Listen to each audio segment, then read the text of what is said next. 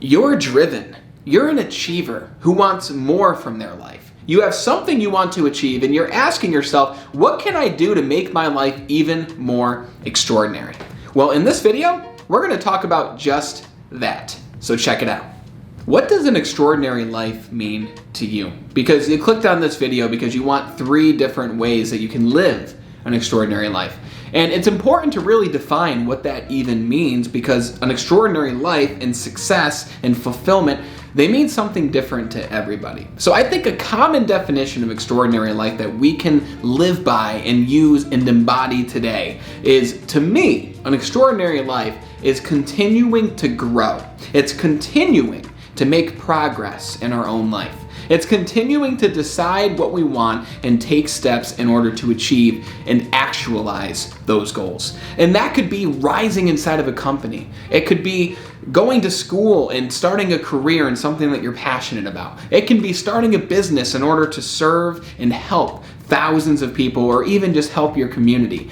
The reality is, it means something different to everybody, but I think we can all agree that we feel the best when we're making progress in our life. Because progress, to me, equals happiness. The more that we can personally grow and improve, the better we feel. And the better we feel, the higher the quality of life that we live. And if I had to give you one tip, the first tip that will help you to live an extraordinary life, it would be to raise your vibration.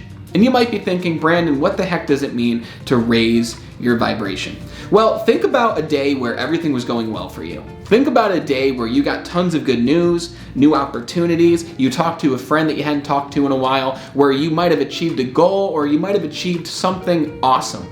During that moment, you were high vibration. You were giving off positive vibes. You were smiling, you were happy, you were feeling good. You were thinking about what you just accomplished or what you want to accomplish. And because you were vibrationally higher in that moment, you were attracting other like and positive experiences and vibrations into your life. And there's a lot of different ways that you can raise your vibration, but the number one way is to be conscious of your emotions. Think of your emotions as a snowball. And think about when you're building a snowman. You've got the base or the big body of the snowman, but it starts out as a little snowball, and you're rolling it up and you're rolling it along the snow, and the bigger the snowball gets, the more possible it will be to be the body of this snowman. And your emotions are the same way. The more you feel a specific way, the bigger the snowball gets for that specific emotion. So in my early 20s, I practiced the emotion of anxiety and depression a lot. And because I lived in those states of depression and anxiety, the snowball for those emotions was huge. It became very easy for me to go back into that emotion whenever I needed to. And it took a lot of work, and it took a lot of studying and a lot of self-improvement to eliminate the snowball and to even melt the snowball over time, as if I took a heat lamp and put it right next to it. And the heat were the positive vibes that I was learning to give off. And slowly they burned away the snow and burned away the snow until it was eventually a puddle on the ground. And you know what? Sometimes I still step into that puddle of anxiety. Sometimes I still step into the puddle of depression. Because we're all humans. We all feel these emotions. No one's perfect and no one feels good all of the time.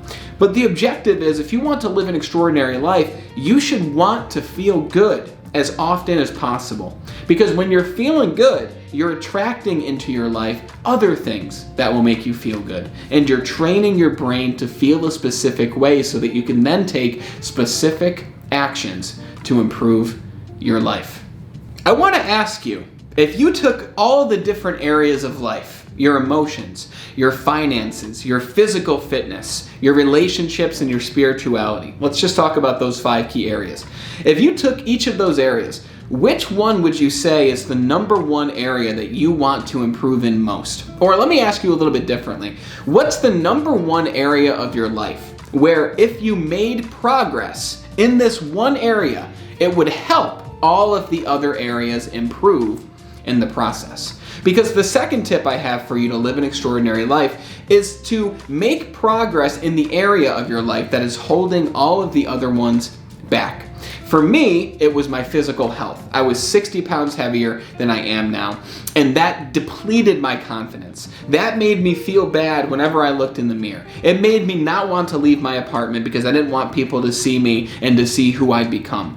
My physical health and my weight became an insecurity that dragged down every other area of my life. It hurt my finances, it hurt my relationships, it hurt my spirituality because I couldn't love myself. So the first area I had to work on personally when I first started this journey to living an extraordinary life was my physical health. And I started to go to the gym and I found people to help me out. And over the course of 6 to 8 months, I was able to drop and release those 60 pounds from my body. And not even the end result made me feel good, but I started to feel good as soon as I started to take action. Because remember what I just said, it took me 6 to 8 months. For some people, it might take you 1 year, 2 years, maybe even 3 years to improve in that one area of life that will make the difference in all the other ones. But the key here is to make small, incremental steps towards the end result. I didn't just immediately lose all that weight. It took some time. And each day, it required me to be conscious about what foods am I fueling my body with? What time am I going to the gym? What workouts am I going to do? Who am I going to go with? All of these different small daily decisions led to this result of me releasing 60 pounds from my body. It didn't happen overnight. The key is to take small daily actions, because your small actions, the small things that you do every single day that might seem insignificant, they compound to result in a greater accomplishment. It's called the compound effect. Little actions each day will compound into a giant result. And sometimes it's hard to see the end result. And sometimes you just have to have faith that your small actions every single day will result in this accomplishment. You just got to start, and you have to believe, and you have to trust in the process and make an improvement in this one area that will affect all the other areas. So work on that one area. And once you begin to make progress and build the snowball up in that area, then maybe you can start to focus on another one and get your finances in order, or build new relationships with the people around you, or start focusing on your spirituality. But start with the one area that's holding the others back. On this YouTube channel, we release videos every Monday through Friday to help you achieve self-mastery and live an extraordinary life. So if you're new here, be sure to hit the subscribe button over here and hit the bell. That way you're notified of all new videos that we release every single day. And then be sure, if you're getting value from this video, hit the like button over here. That way this video can get shared with more people that can use this message. The third tip I have for you that helped me to personally live an extraordinary life, and I know it'll do the same for you, is to feed your mind daily.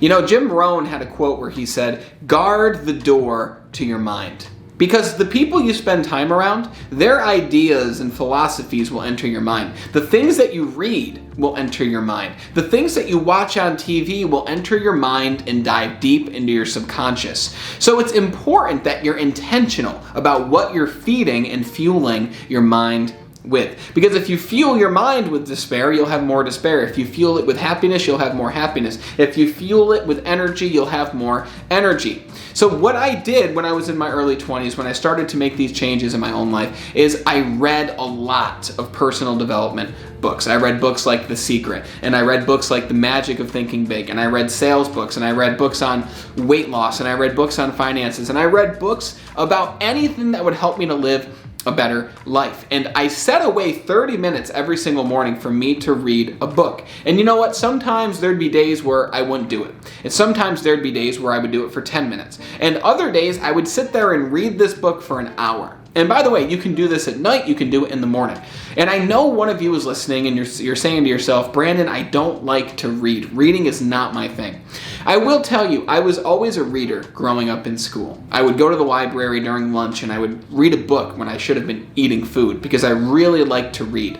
But I completely understand if you're someone who's saying, "I'm not a reader." And what I'd recommend to you is there's a beautiful thing out there called Audible.com,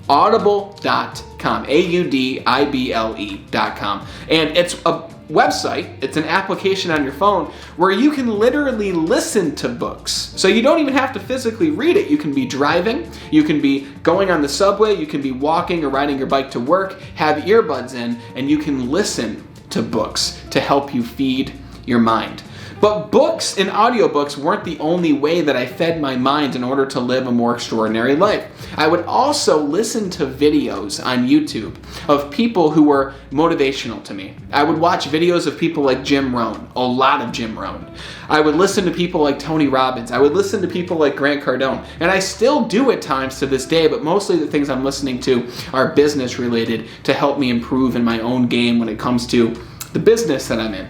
But I would listen to these people that I looked up to, and I would take what they say and I would actually apply what they said into my life. And once I started to apply these different teachings and principles, that's when my life really started to change, because reading something and information can help you. Information can be great, but knowledge alone is not power. The actual application of that knowledge is what is powerful. Using what you've learned in order to make a difference in your life. Using what you've learned in order to take that one daily step that we talked about earlier, in order to activate the compound effect. That's how you transform your life and live an extraordinary life. So ask yourself, what are you feeding your mind with on a daily basis? Is it positive reading material? Or is it watching the news? If it's the second option, turn off the TV, grab a book, turn on the audiobook, feed your mind with something that will cause you to think about it later. What you'll find is when you read a good book, you'll be thinking about those concepts all day long as you apply them to your life. So feed your mind with whatever it is you want to improve in, and you will immediately begin to see progress in your life. Now, if you want to learn more about these principles, then I want you to watch this video next. It's how to make your life even more extraordinary, where I go deeper into these ideas and philosophies. And until we talk again next time, continue to be better.